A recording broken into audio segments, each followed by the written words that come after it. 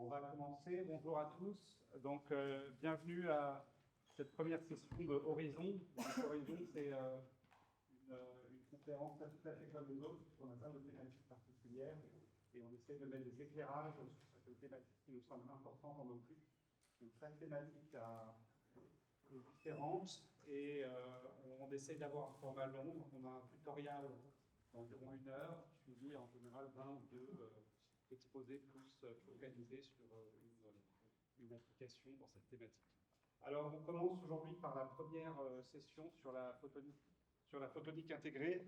Et donc, on a le plaisir de recevoir Christian Grieux de l'INL, qui va nous parler de la photonique intégrée, comment faire briller sa galette sans jeu ou presque. Merci Sylvain. Merci Sylvain, merci Adeline, merci au comité scientifique d'Horizon pour cette invitation et de me donner l'opportunité d'inaugurer ces sessions tutoriales d'Optique Normandie. Donc effectivement, je m'appelle Christian Grieux, je travaille à l'INL, je suis membre de l'équipe ILUM, donc pour ingénierie de la lumière, plutôt sur le campus de l'école centrale de Lyon. Et aujourd'hui, je vais vous montrer effectivement comment faire briller sa galette. Voilà. Alors, tout comme vous, j'aurais préféré en fait vous faire partager la recette. Si on y arrive.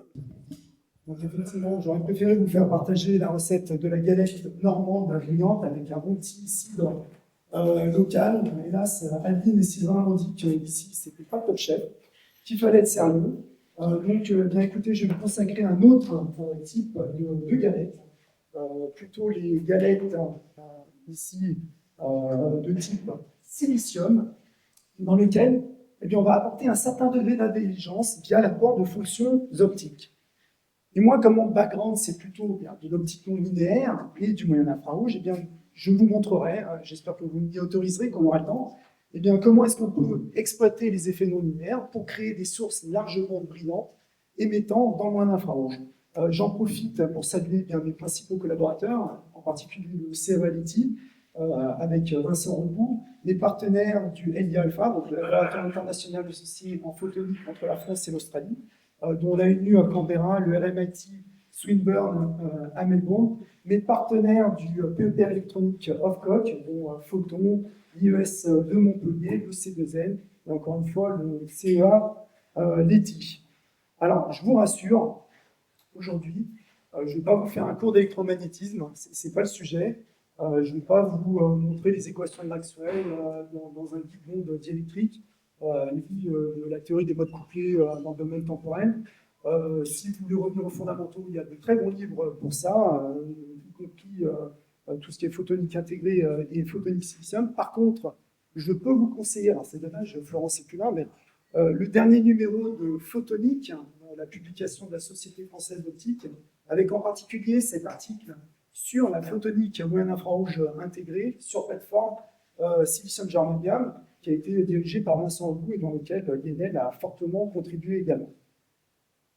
Alors, qu'est-ce que la photonique intégrée ? La photonique intégrée vise à miniaturiser l'ensemble des composants de manière optique, en partant de l'émetteur en lumière, en incluant également des éléments de transport de la lumière, des éléments d'encodage de la lumière, des photodétecteurs, des éléments d'interfaçage avec le monde extérieur, notamment avec des fibres, et donc miniaturiser l'ensemble de ces composants et les intégrer sur une plateforme planaire, donc dans un matériau avec un haut indice, afin de pouvoir confiner la lumière verticalement par réflexion totale interne, et également latéralement en structurant ce matériau. Alors, ce matériau peut être riche et varié, ça peut être un semi-conducteur 3,5, de l'ELP, du GAS, ce peut être des verres, donc les capogénures, de la silice, même, des polymères, du niobate de lithium, des matériaux d'engap, et bien sûr les matériaux rois que sont le silicium et ses dérivés comme le nitrure de silicium. Alors, d'ailleurs, vous verrez de plus en plus au sein de la communauté, les gens utilisaient de manière indifférenciée des termes comme photonique intégrée, comme optique intégrée, comme circuit intégré photonique, comme circuit intégré optique, comme photonique 3.5, comme photonique CMOS, photonique du groupe 4, tout ça sous la bannière de du parapluie, on va dire, de la photonique silicium. Donc là, l'idée, ça n'est pas de remplacer tous ces matériaux par le seul et unique silicium, absolument pas. L'idée, c'est toujours d'utiliser le bon matériau pour la bonne fonctionnalité au bon endroit. D'accord ? Mais vous allez réaliser ces fonctionnalités sur un substrat très peu coûteux, en particulier le silicium, qui bénéficie eh bien, de toutes les avancées liées aux technologies de fabrication de la microélectronique, notamment en termes de fabrication mature, de volume élevé. Vous voyez là ces plaquettes de silicium, c'est du 300 mm, vous pouvez en mettre de composants là-dedans. Vous allez utiliser des machines complètement automatisées, d'accord, donc avec un gros volume, de gros rendements. Et vous allez également bénéficier, on va dire, de toute l'expertise de la photonique silicium et de l'industrie microélectronique pour réaliser du packaging et notamment la convergence électronique photonique, avec notamment de l'intégration 3D de circuits intégrés photoniques avec des circuits intégrés électroniques, comme sur cette image, et c'est déjà une belle image de ST. Voilà. Bon, alors si on va un peu plus dans le détail, on peut zoomer un peu sur la puce. Alors ça, c'est une vision d'artiste. Lorsque j'étais en postdoc à l'université de Sydney, des collègues à moi qui avaient fait cette vision d'artiste, où on retrouve quasiment tous les composants qu'on peut retrouver dans une puce. C'était la Kudos Photonic Chip qui nous permettait de discourir sur notre vision. Donc vous pouvez reconnaître là déjà tous les éléments que l'on désire obtenir. Donc bien sûr des dispositifs passifs, des guides d'onde. Les guides d'onde, c'est pas très joli, mais bon. Des résonateurs en anneau. Alors là, il n'y a pas de résonateur en anneau, mais vous allez voir que c'est l'un des ingrédients essentiels. Maintenant, à l'époque, on préférait et de loin tout ce qui était cristaux photoniques, unidimensionnels, des bragues, par exemple pour créer des lignes à retard, pour pouvoir stocker la lumière pendant un certain laps de temps. Vous pouvez également voir là, des jonctions Y couplées à des MMI, des multimode interferometers, pour disons, diriger la lumière dans un port ou dans l'autre. Vous avez également des éléments dispersifs. Alors là, les éléments dispersifs, c'est plutôt un super prisme basé sur les cristaux photoniques. Maintenant, on verra plus des AWG, des Array Waveguide Grating, qui vous permettront de démultiplexer un signal d'entrée sur plusieurs canaux en fonction de leur longueur d'onde, ou vice-versa en multiplexant ces différentes longueurs d'onde. Vous remarquez également ici, alors c'est difficile à voir, mais là, une source intégrée. Déjà à l'époque, on y pensait, donc une source intégrée. Alors bien entendu, vous avez besoin d'un matériau à gain, d'un matériau en l'occurrence 3,5. Vous avez également, déjà à l'époque, je sais que là ici, c'était des modulateurs pour encoder la lumière, donc vous avez besoin de matériaux Pockels, ça peut être du novate de lithium ou autre. Vous avez des photodiodes, ici une barrette de photodiodes pour détecter la lumière.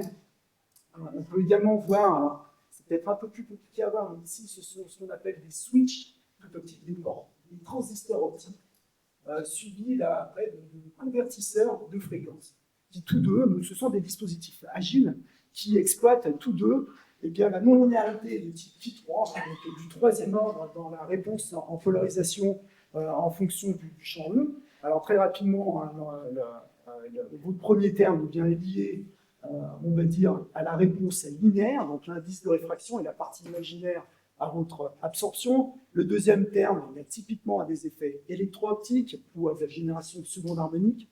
Le troisième terme, c'est microscopiquement lié au déplacement du nuage électronique autour du noyau, sous un très fort champ, qui se traduit par une variation ultra rapide de l'indice électrique en fonction de l'intensité.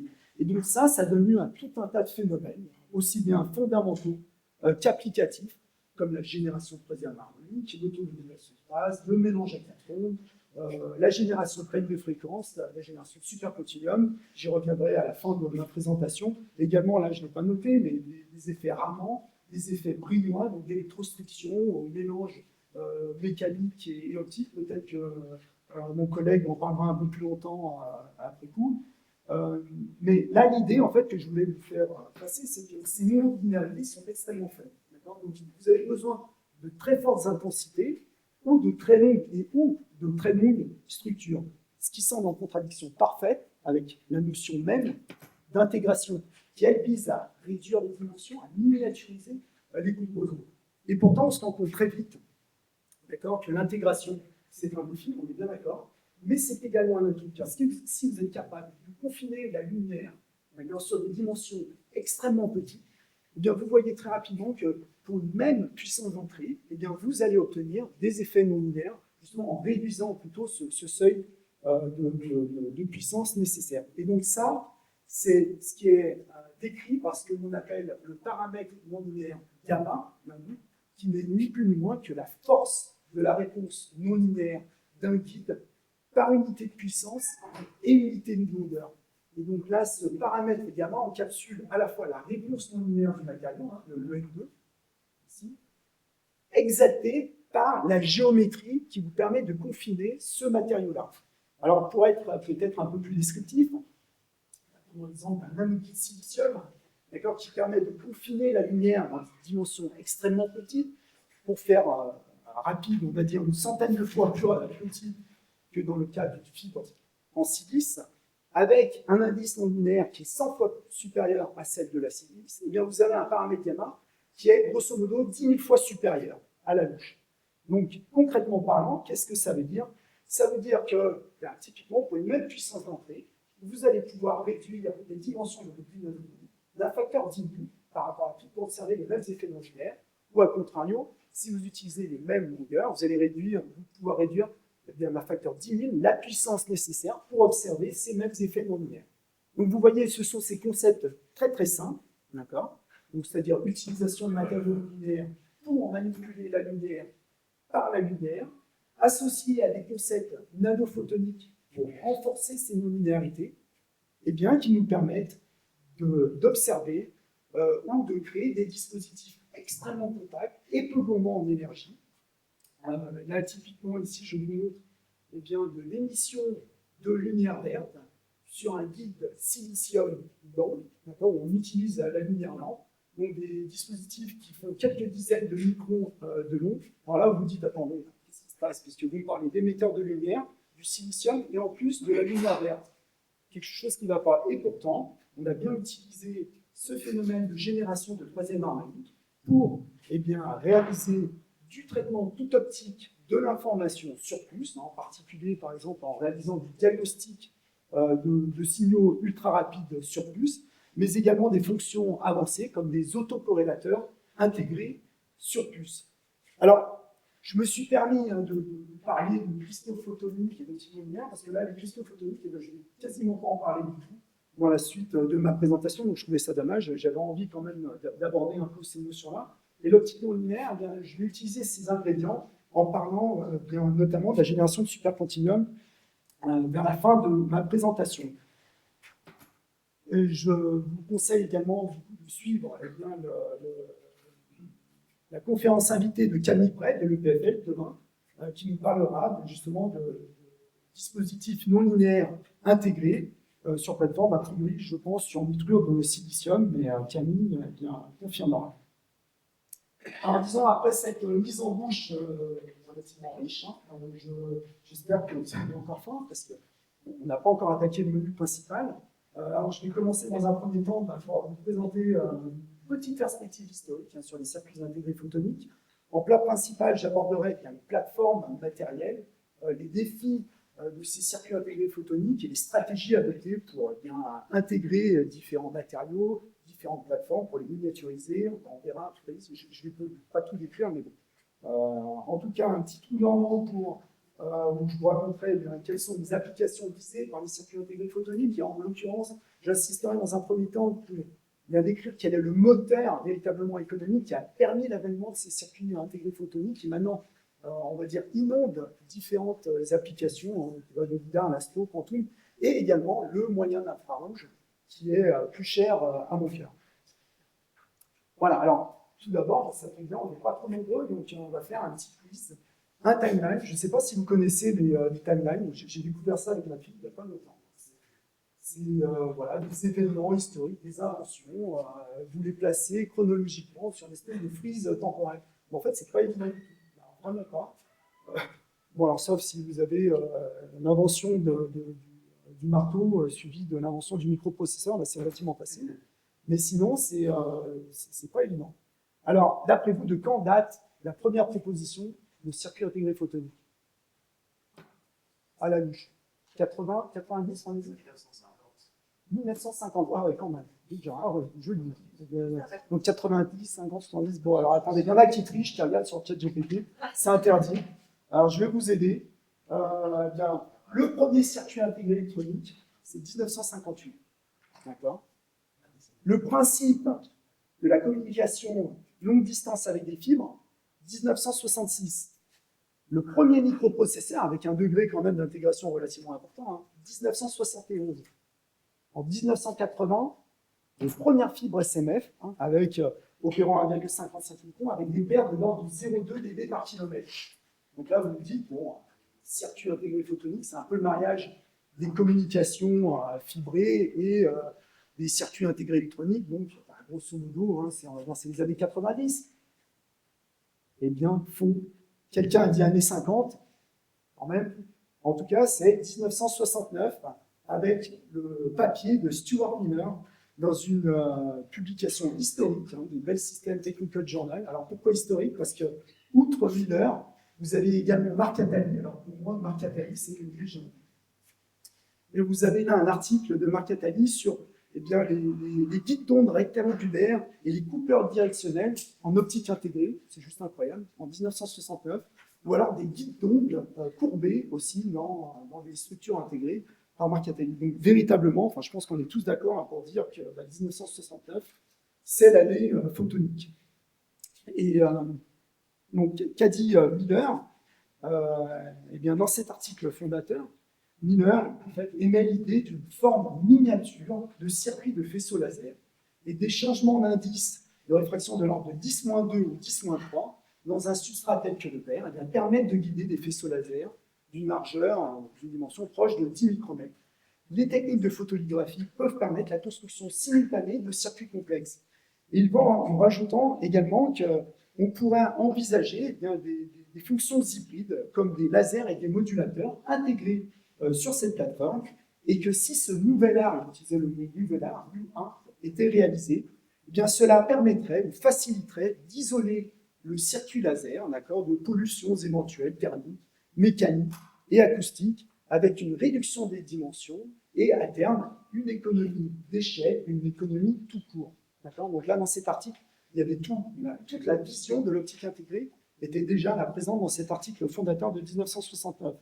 Alors, comme tout article, on va dire, visionnaire, il a fallu un certain temps avant d'absorber toutes ces idées. Il a fallu attendre 1985 pour voir, on va dire, la première démonstration sur guide de silicium par SOREF, d'une propagation guidée entre 1,3 et 1,6 microns. Mais déjà, la SOREF, là, dans sa conclusion, elle émettait l'idée d'une convergence photonique et électronique, justement par l'utilisation du silicium. Donc, quelques années plus tard, eh bien, sont apparus les premiers guides SOI, donc silicium sur isolant, donc avec ce contraste d'indice qui permet un fort confinement de la lumière et donc un degré d'intégration plus large. Et dans le même temps, c'est la communauté 3.5, donc la communauté de l'INP, qui a inventé eh bien, les Early Waveguide Grating, que je vous ai mentionné au tout début. Il a fallu attendre une grosse dizaine d'années avant de voir les premiers véritablement dispositifs optiques, en l'occurrence là des AppDrop, des optical AppDrop multiplexers, donc qui utilisent donc on va dire un AWG avec 4 Mach-Zehnder sur une surface de l'ordre de 0,2 cm². Donc grosso modo, on va dire de 25 composants par cm². Quelques années plus tard, au début des années 2000, le premier Optical Rose Connect, en utilisant du Deep Etch, avec 4 AWG, 4 Mach-Zehnder sur une surface de plusieurs centaines de microns carrés, et qui correspondrait grosso modo à plus de 100 composants par cm². Et si on continue, eh bien là, le premier flip-flop, là ici avec des résonateurs en anneau qui couvraient typiquement 20 par 40 microns carrés, donc qui correspondent à un degré d'intégration de plus de 1000 composants au cm². Et vous voyez qu'ensuite, eh bien, ces découvertes dans le laboratoire ont été suivies de commercialisation, de tentatives de commercialisation avec un délai, on va dire, de 6-7 ans. Mais on peut voir hein, dans cette tendance, on a envie de croire à une certaine loi de Moore propre à la photonique. Hein, d'accord. Alors bien sûr, avec un facteur d'échelle énorme en termes d'intégration, et pas avec les mêmes temporalités, hein, bien sûr, puisque là, on parle pour les circuits intégrés photoniques, quand même, entre l'idée Glitter et la première application commerciale, qui est plutôt vers 2005, on parle là d'un laps de temps de près de 36 ans, alors que dans les circuits intégrés, il a fallu à peine 10 ans pour passer d'un simple composant à une intégration à grande échelle des circuits intégrés. Et il y avait de très bonnes raisons hein, à ce succès de l'électronique, qui est lié à des facteurs aussi bien scientifiques qu'économiques. La première raison, bien, effectivement, c'est l'électronique utilisait quelques composants élémentaires uniquement, hein, donc des transistors, un matériau principal, hein, quasiment unique, hein, du silicium. Le coût par transistor eh bien, diminue inversement à l'augmentation du nombre de transistors par puce. On connaît tous l'histoire. Tous ces éléments identiques peuvent être réduits en taille au fur et à mesure que la fabrication progresse. Les applications véritablement en sont moteurs, c'est-à-dire que des fonds sont constamment investis pour faire évoluer la technologie et passer à la génération suivante pour rendre possible des applications de plus en plus complexes et réussies. Et vous avez ce cercle vertueux du succès des circuits intégrés électroniques. Alors que dans le même temps, pour les circuits intégrés photoniques, eh bien, vous savez, de nombre de composants, hein, des lasers, des détecteurs, des modulateurs, des multiplexeurs, avec une variété de matériaux, ça va, je l'ai déjà dit auparavant, donc les semi-conducteurs, silicium, lithium, etc. Et la taille, elle est déterminée par la longueur d'onde, c'est pas la taille de l'électron là, donc c'est bien supérieur, on a justement la taille des électrons. Et chose très importante et qu'on a tendance à oublier, il n'y avait pas d'application de démarrage nécessitant eh bien, une intégration à grande échelle et des volumes élevés. Donc véritablement, on va dire là, des gros freins, ça a été eh bien, justement de trouver des débouchés commerciaux et des applications pilotes pour une intégration à grande échelle. Alors, bien entendu, là, je vais accélérer l'histoire, parce que la révolution photonique, elle est bel et bien en train d'être lancée. On observe des circuits intégrés photoniques complexes et très performants, hein, qui sont commercialisés d'ores et déjà en grande quantité sur des substrats en silicium.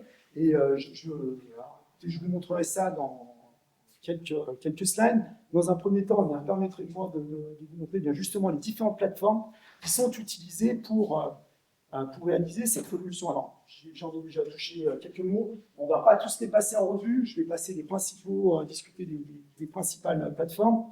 Donc, en particulier, bien, les semi-conducteurs 3.5, le GAS, l'INP, les anti-moines pour le moyen infrarouge.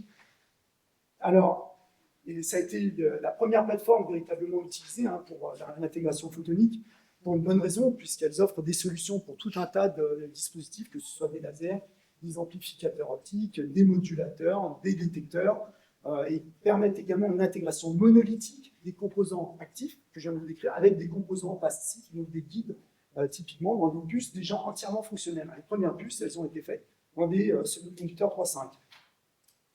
3.5. Bien entendu, il y a quand même, on va dire, de nombreux tableaux, puisque les pertes de propagation, on verra, sont quand même plus élevées que sur les plateformes silicium, voire entre le silicium. L'approche d'intégration, elle reste quand même encore relativement coûteuse. Et le gros hic, c'est qu'il y a une limitation de la production de masse, notamment en raison de la petite taille des galettes. On peut le voir ici, hein, vous voyez la différence entre une galette 300 mm de silicium avec les autres galettes 3.5. Et en plus de ça, le silicium a la bonne idée d'avoir une très bonne propriété optique. Alors là, vous êtes tous au courant, mais on peut rapidement les passer en revue. Le silicium est transparent du proche infrarouge jusqu'à l'infrarouge moyen, jusqu'à 8 micromètres. Et si vous utilisez du silicium germanium ou du germanium, vous pouvez aller même jusqu'à 15 micromètres. Vous avez un indice de réfraction très élevé, et donc associé, par exemple, avec un cladding comme la silice, vous avez des forts contrastes d'indices, donc la capacité de réaliser un fort confinement de la lumière, donc des dispositifs très faibles encombrement, et donc un très fort taux d'intégration de dispositifs dans votre circuit, et vous bénéficiez, je l'ai déjà dit, de toute à la force de frappe de l'industrie de fabrication de microélectronique, avec bien déjà toutes les démonstrations de composants bases qui existent déjà, une intégration hybride avec d'autres matériaux largement démontrés, et un effort piloté justement par les grands fondeurs de la microélectronique qui veulent assurer cette convergence électronique photonique. Bien entendu, c'est un matériau à bande interdite indirecte, donc l'un des gros problèmes du silicium, c'est que vous ne pouvez pas réaliser d'émetteurs efficaces avec le silicium.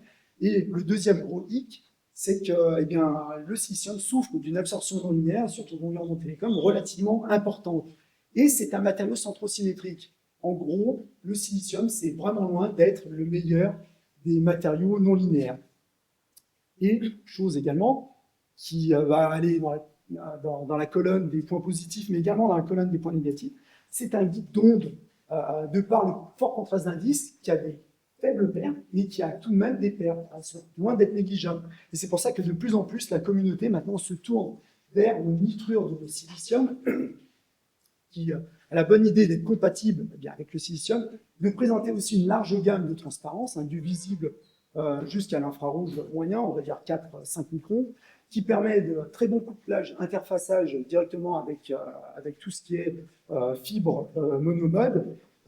C'est un matériau, disons, avec une relativement bonne réponse non linéaire, c'est-à-dire que la réponse non linéaire n'est pas exceptionnelle, mais les faibles non-linéarités sont compensées par l'absence totale d'absorption non linéaire et les très faibles pertes de propagation.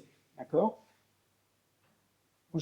Très faible perte de propagation, là on commence à atteindre des pertes de propagation, on approche quand même le dB par kilomètre, donc on commence à rentrer dans le régime des fibres, donc on compare ça au silicium ou au matériau 3,5. Donc là vous voyez carrément le saut en termes de qualité de propagation de la lumière.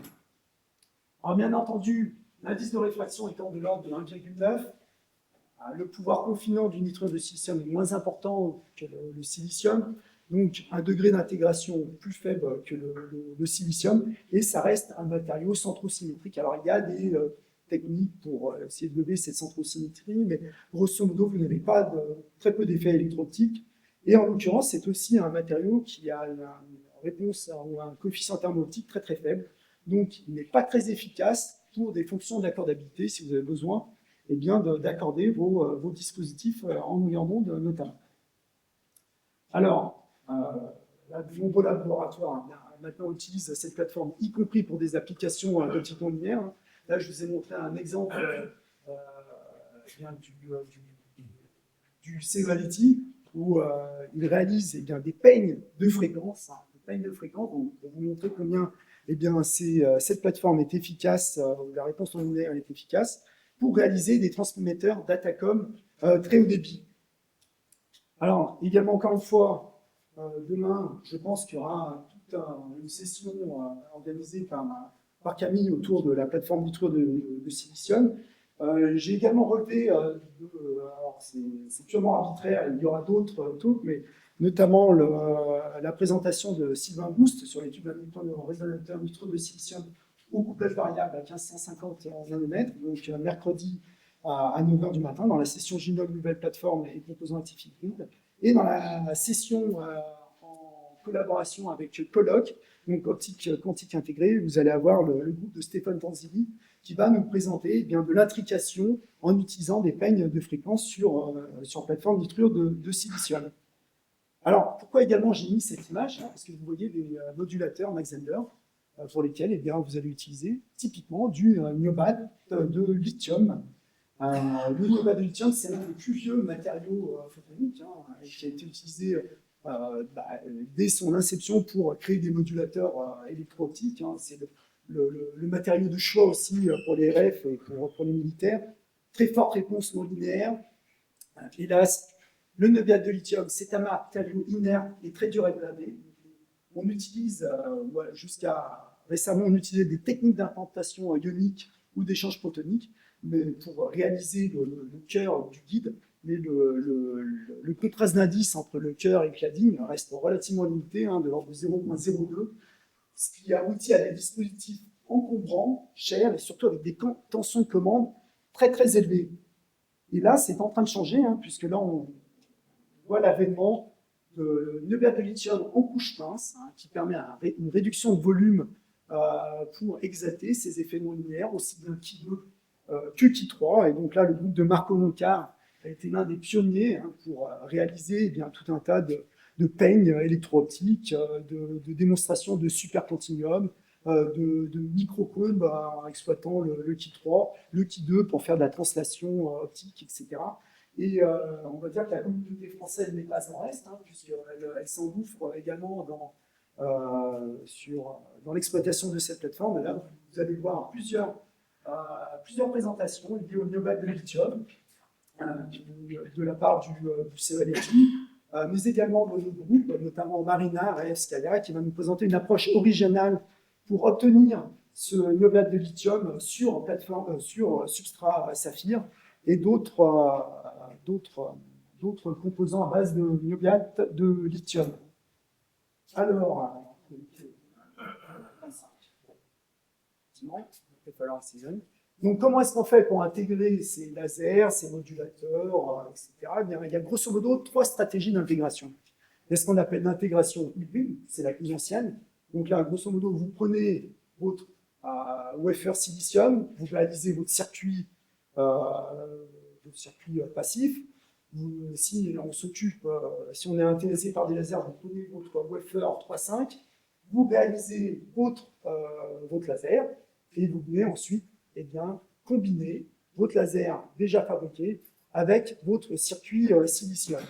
Alors là, vous pouvez envisager une approche mode cooking, hein, vous avez votre puce 3.5 et votre puce silicium, hop, et vous venez les emboîter, en espérant que le couplage se passe plus ou moins bien.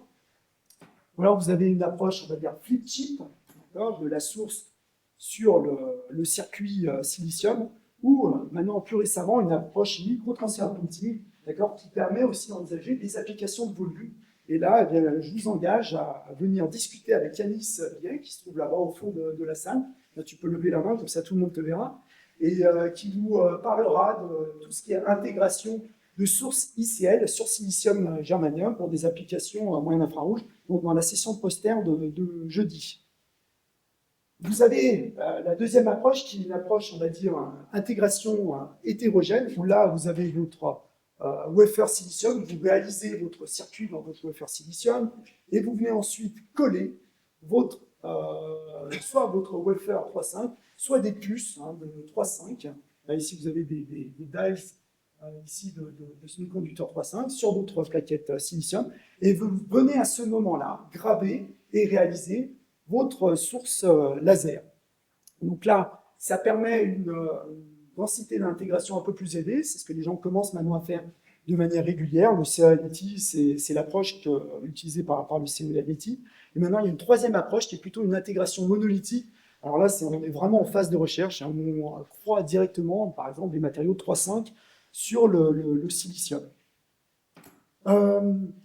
Donc là, on a déjà, on va dire, démontré à peu près toutes les fonctionnalités possibles et inimaginables, du visible jusqu'au moyen infrarouge, en passant de circuit passif, intégré sur plateforme silicium, donc vos guides nitro de silicium, intégrés sur votre wafer silicium, vos fonctions non linéaires, hein, par exemple aussi des dispositifs niobate de lithium communiquant avec des guides silicium ou des guides nitro de silicium, des dispositifs magnéto-optiques permettant de réaliser des isolateurs, des circulateurs intégrés sur plateforme silicium, des dispositifs actifs, vos lasers, vos sources, vos amplificateurs, vos détecteurs du proche jusqu'au moyen infrarouge ont déjà été démontrés sur ces différentes plateformes.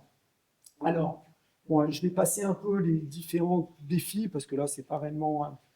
si, alors celui-là, pourquoi pas, il est assez rigolo, mais je pense que la communauté en avait déjà conscience dès le départ, hein, dès le début des années 2000, où on se rendait compte qu'il y a bien couplé un signal venant de la fibre directement dans un guide silicium, qui fait 500 nanomètres de large par 200 nanomètres d'épaisseur, alors que votre fibre, c'est typiquement le cœur, c'est 8 microns de large, vous voyez qu'il y a quand même quelques petits soucis pour faire entrer le gros truc là, dans le petit guide. Non seulement à cause de la différence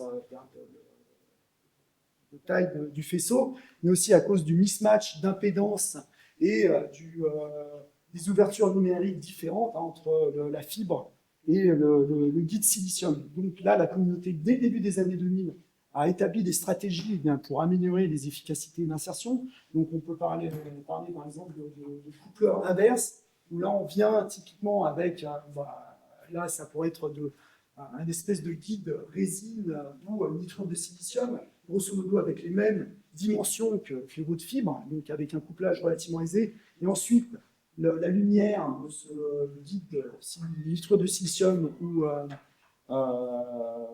autre vient, on va dire, ce qui est, et se couple de manière adiabatique au sein du guide, du guide silicium. Donc là, ça a été, vous voyez déjà, dès le début des années 2000, les gens ont commencé à réaliser ce genre de dispositif. Peut-être plus commun, ce qui est utilisé pour réaliser des tests sur des wafer probers ou des machines automatiques. Eh bien, on utilise des structures diffractives, pour coupler directement la lumière de votre fibre dans votre guide. Et une approche un peu plus exotique, alors là, qui n'est pas du tout compatible avec des applications grand volume, je me suis dit que c'était assez rigolo d'en parler, c'est ce qu'on appelle du couplage évanescent par fibre. Donc là, vous avez typiquement une fibre SMF, vous venez l'étirer jusqu'à ce que le mode, en fait, s'étende au-delà de la fibre, d'accord, et puisse, du coup, interagir, lorsque vous l'approchez assez près de votre guide, puisse interagir avec votre guide, ici, un guide cristal photonique, et par la magie du phase matching, vous avez la lumière qui se couple à votre guide cristal photonique. Et comme ça, on a pu démontrer des efficacités d'insertion supérieures à 95% sur des largeurs de bande atteignant les 20 nanomètres. Donc ça fonctionne. Alors, les défis, il y en a de multiples. On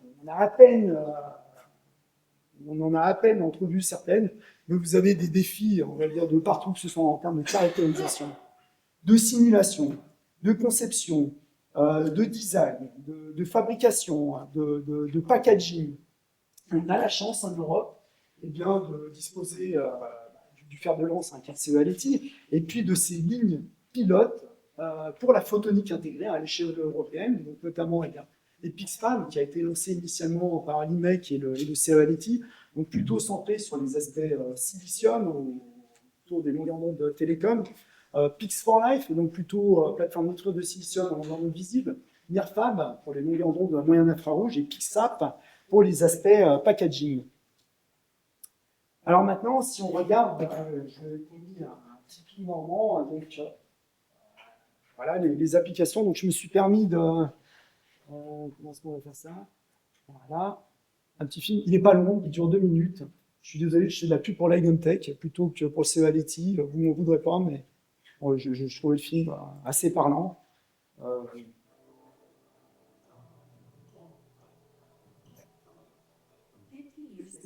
Electronic integration made it possible to shrink the size of a computer from an entire building to a transportable device. Nowadays, photonic integration is the disruptive technology that enables to replace traditionally discrete optical components. Therefore, a bulky system can shrink down to a chip size as small as a fingertip.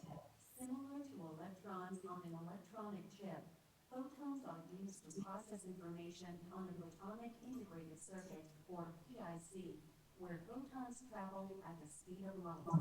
This high level of integration not only enables scalability and volume with no movable parts, it is also the gatekeeper for the fourth industrial revolution, with an advantage of size, weight, and power reduction. The principal application areas Ligentech enables technologies are sensing and point-of-care devices, quantum computing and communication for secure networks, LiDAR, light detection and ranging, for autonomous vehicles and industrial distance measurements, telecom, datacom, and 5G on Earth and in space to interconnect the optical fiber and the electronic hardware. Light & Tech is a B2B company which is focused in manufacturing PICs for customers in high-tech areas and has established a strategic partnership network to offer the full cycle from design, testing, and optical packaging of the PIC. Light & Tech's value proposition is the fabrication of optical-grade, thick-film silicon nitride. This new fabrication technique and material enables good light confinement at low loss of the photons, ensuring operation at very low power levels. Furthermore, optical components on a chip can be up to 10 times smaller than with conventional fabrication techniques, ensuring a tremendous cost saving. We assure performance already for small quantities of wafers, together with a short turnaround of less than 2 months, and high yield ready to scale from proof of concept to volume production. Welcome to the fourth industrial revolution. Donc, la quatrième révolution industrielle, pas moins que ça.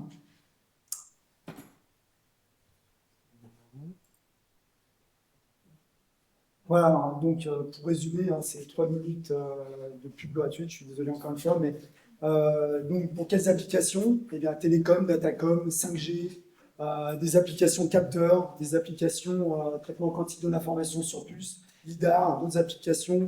L'un des ingrédients essentiels, c'est bien sûr les guides à très faible perte. Voilà. Et donc moi, j'aimerais revenir sur bien justement cette première application de volume qui a permis l'avènement de ces circuits intégrés photoniques, que sont les télécoms, le datacom, ou moi ce que j'appellerais plutôt le big data. Et donc là, bah, écoutez, on est tous consommateurs hein, de ces données.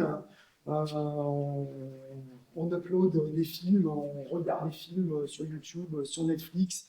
On a tous notre smartphone, certains sont sur les réseaux sociaux. Bref, donc la consommation de données n'a jamais été aussi importante et elle va exponentielle. Juste pour vous donner un ordre d'idée, et ça c'est un article de Tucker au début des années 2010, voire en 2008.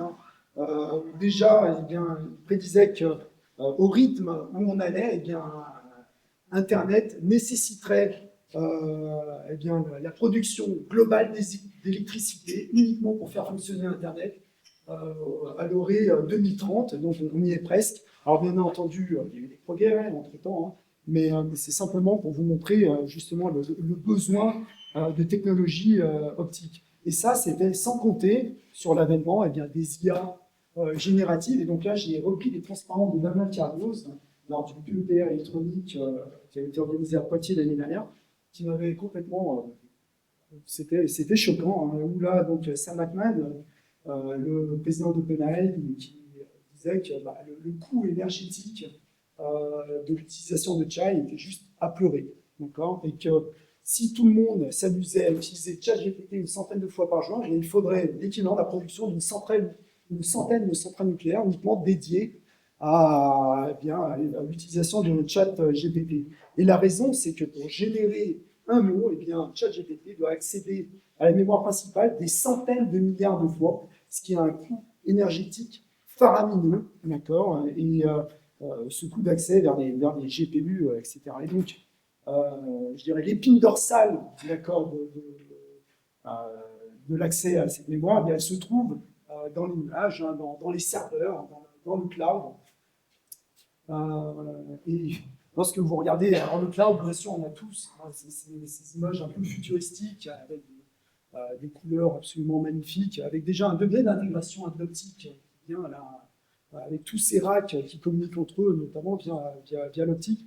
Donc là, c'est le côté pile, mais si vous regardez le côté face, eh bien, vous regardez qu'en fait, les data centers, ce sont juste des fours. D'accord, des fours qu'il faut bien refroidir. Donc c'est quand même nettement moins glamour, un data center. C'est ça, c'est des centaines de modules de réfrigération. Ce sont des kilomètres de pipeline d'eau pour refroidir tous ces serveurs. Et c'est pas une blague. Hein.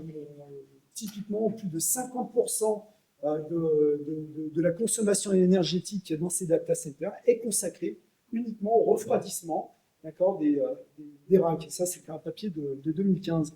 Et donc certains se sont amusés à dire que bien, si les data centers étaient un pays, eh bien, en 2007, vous voyez, ils produisaient grosso modo la moitié de l'émission carbone d'un pays comme les Pays-Bas, mais en 2020, eh bien, c'est quasiment celui de l'Europe. Donc, vous voyez un besoin impératif et de nouvelles technologies pour répondre à cette demande demande de bande passante et de consommation énergétique. Et donc là, l'élément cœur dans ces data centers, c'est le transceiver. Voilà, c'est le transceiver qui a été le premier qui utilisait une technologie optique. Et bien, c'est le transceiver de Luxtera en 2005. Et donc là, le transceiver, sa fonction, c'est ni plus ni moins que de convertir un signal optique en un signal électrique et un signal électrique en un signal optique. Donc là, typiquement, eh bien, vous avez on va dire, deux aspects. Vous avez l'aspect transmetteur de la lumière. Là, vous voyez que vous avez bien tout un tas de lasers DFB, des barrettes DFB, avec tout un tas de fonctionnalités comme des modulateurs électro-optiques, comme des atténuateurs variables. Ensuite, tous ces signaux vont être multiplexés. De l'autre côté, vous avez un receveur ou un récepteur, plutôt en français, où là, vous allez bien démultiplexer l'ensemble de ces signaux et les rediriger sur des barrettes de photodétecteurs. Donc ça, c'était le premier exemple aux alentours de 2005. Et puis maintenant, c'est juste une industrie absolument florissante autour de ça. Donc ça, c'est Rollbets qui avait réalisé ce transparent là-haut. Et vous voyez l'écosystème maintenant qui gravite autour de ces transceivers, juste gigantesque. Ça va de la conception jusqu'au substrat SOI, on reconnaît Soitec, jusqu'aux fondeurs, jusqu'aux scalers, jusqu'aux intégrateurs de composants, aux intégrateurs système. On reconnaît même NVIDIA qui travaille là-dedans, Intel, enfin bon, j'en passe, et les meilleurs. Voilà, donc là, voilà l'application grand volume qui a permis véritablement l'explosion de la thématique circuit intégré photonique, qui maintenant inonde tout un tas d'applications. Alors là, je passe aux applications capteurs, c'est quand même nettement moins de la bande. J'avais envie de vous montrer, c'était juste le contraste. Ça, c'était un papier de 2008. C'était un composant optofluidique qui, déjà à l'époque, était juste magnifique. Donc, pour détecter du CaClU, je ne sais plus exactement ce que c'est, mais bon, bref. Voilà, avec un composant microfluidique pour apporter différents constituants. Et maintenant, on en est plus à ce genre de dispositif où là, vous avez des systèmes complètement packagés. Là, par exemple, vous avez ici, il s'agit d'un capteur de méthane. Là en dessous, c'est un capteur de gaz sarin. Là, vous avez un capteur de cellules cancéreuses. Donc, vous voyez, on est quand même déjà passé à un stade en termes d'intégration de packaging qui permet une commercialisation de ces produits, y compris dans le domaine des capteurs. Dans les aspects LIDAR, une explosion également de produits. Juste un exemple, là ici c'est le produit de Mobileye qui avait été présenté au CES de Las Vegas, je ne sais plus si c'était en 2020-2021, où ils ont fait véritablement, il fonctionnait en vrai dans une voiture autonome, et ça fonctionnait très très bien. Donc voilà, on en est à ce point-là avec ce genre de dispositif. Bien sûr, les applications quantiques de l'information sur puce. Là, vous avez de nombreux, ce sont encore des groupes de recherche et développement à l'heure actuelle, qui ne commercialisent pas réellement encore de produits, mais vous avez des compagnies comme Xanadu ou Psyquantum au Canada, T-Wave aux États-Unis, Candela en France, qui véritablement font passer une échelle aux applications traitement quantique de l'information sur puce. Et d'ailleurs, je voulais vous faire part de la session couplée Ginog et Colloque, justement sur le traitement quantique de l'information sur puce, avec Elena Diamanti qui nous parlera d'optique intégrée pour la cryptographie quantique, et mon ami Alfredo De Rossi qui nous parlera de miniaturisation de sources un photon pour des applications du traitement quantique de l'information sur puce. J'ai oublié de mettre la date, bref, vous pourrez facilement retrouver sur le programme. Voilà, j'avais quand même également envie de mentionner les circuits intégrés photoniques pour l'astronomie, parce que la communauté française, elle est quand même à la pointe dans ce domaine-là.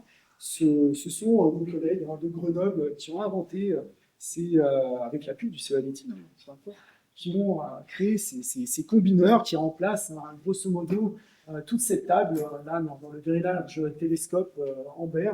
Et écoutez, ça fonctionne très très bien. Et donc ça, c'était, vous voyez, avant même les années 2010.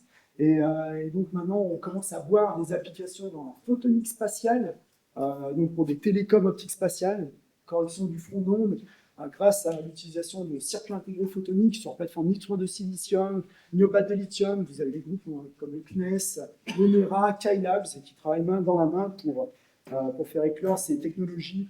On peut utiliser aussi ces circuits intégrés photoniques pour de la détection directe d'exoplanètes. Il y a des programmes qui vont lancer des satellites pour directement faire du Space-Based Interferometry. Donc les Suisses sont à la pointe dans ce domaine-là avec le TH Zurich. Utilisation aussi, par exemple, de peine de fréquence pour la calibration de spectromètres, pour la réalisation d'horloges optiques, pour de l'instrumentation spatiale, enfin j'en passe et des meilleurs. Et je souligne...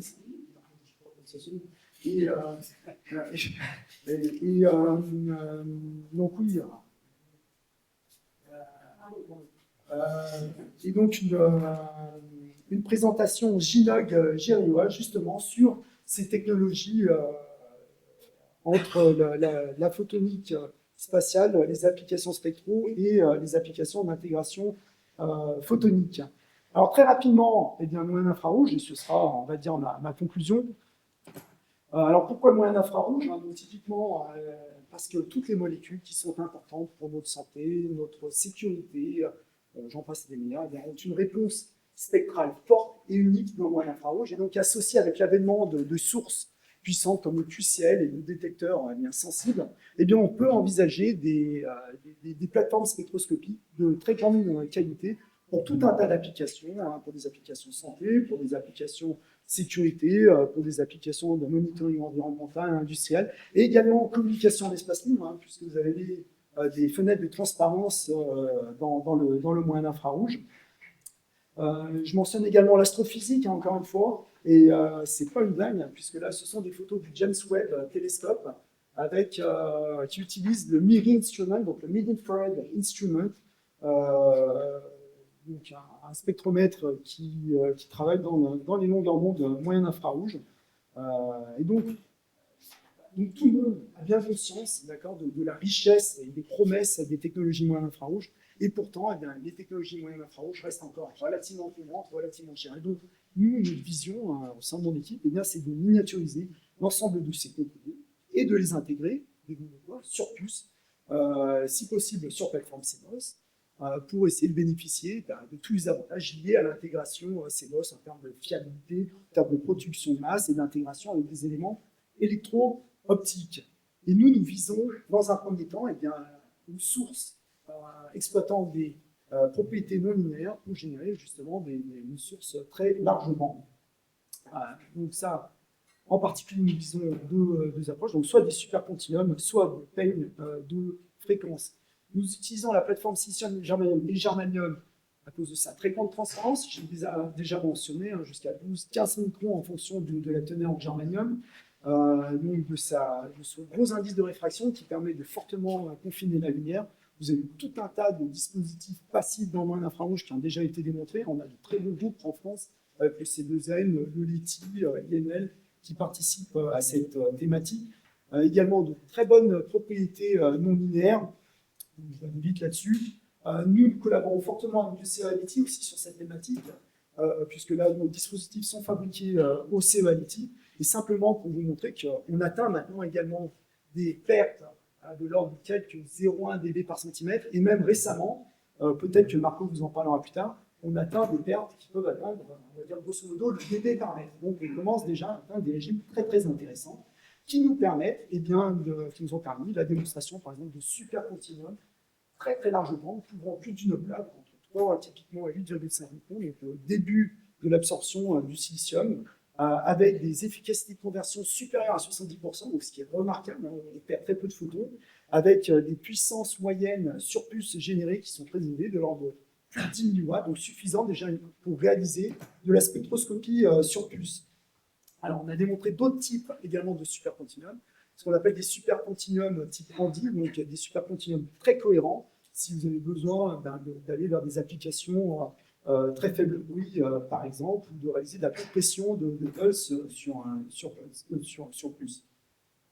Voilà, on a également bien pu montrer, on va dire, une exploitation exotique de la dispersion pour créer des supercontinuums qui nous permettent déjà de réaliser des premières mesures spectroscopiques de gaz multiples sur puce, notamment, alors ici c'était relativement facile, c'était de l'eau et du CO2, mais bon, c'était déjà une première démonstration de principe, donc on était bien content avec ça. Donc tout ça pour vous dire qu'il y a eu de très gros progrès ces dernières années sur la génération de supercontinuums. On n'est pas le seul groupe, hein, encore une fois, le C2N participe également beaucoup à cette thématique, mais qu'on a toujours besoin d'une source énorme en local pour pouvoir générer eh bien, nos supercontinuums. Donc, ce qui va à l'encontre même de cette notion d'intégration, où on veut avoir tous les composants sur puce. Donc, nous, notre objectif, eh bien, c'est d'intégrer véritablement le laser mode key, d'utiliser des aspects de reconfigurabilité aussi pour choisir directement l'état de notre laser, et d'aller, in fine, vers ce qu'on appelle la génération de puces, de microcombes sur puce. Alors là, je toucherai rapidement deux mots. Donc là, on travaille avec Photon, le C2N, l'IES, pour viser une puce complète avec l'émetteur complètement intégré sur puce pour générer le premier microcombe du visible au moyen infrarouge sur plateforme silicium. Et dans le cadre de ce projet, nous recrutons des postdocs et des doctorants. Donc, s'il vous plaît, venez, n'hésitez pas à m'approcher. Il n'y a pas beaucoup de postdocs et de doctorants, maintenant. C'est dommage, mais donc n'hésitez pas. Il y aura beaucoup de présentations, posters, bureaux par les membres de l'équipe liés à cette thématique. Donc, je vous en prie, venez discuter avec mes différents collègues sur ces différents aspects. Et puis, j'espère que je vais laisser un panorama. C'est relativement rapide, je suis désolé, assez consistant. Je laisse certains qui piquent du nez, donc d'autres qui sont encore en ligne. Donc, je vais en train de boulot. Écoutez, je vous remercie de votre attention. Et puis, voilà, je vais laisser la place à un autre. Merci bien.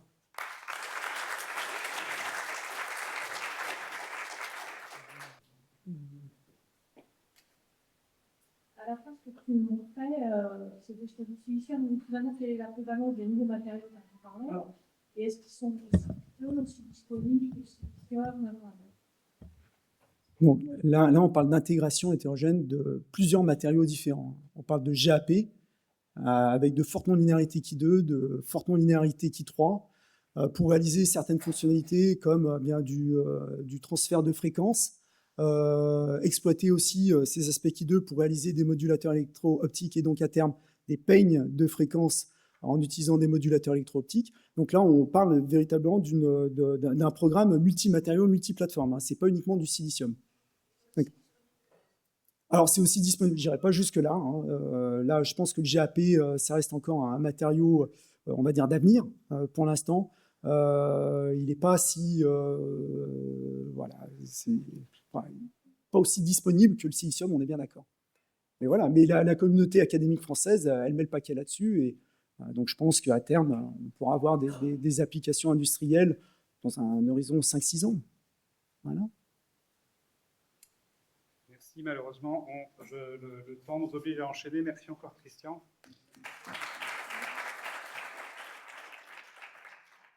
Et donc,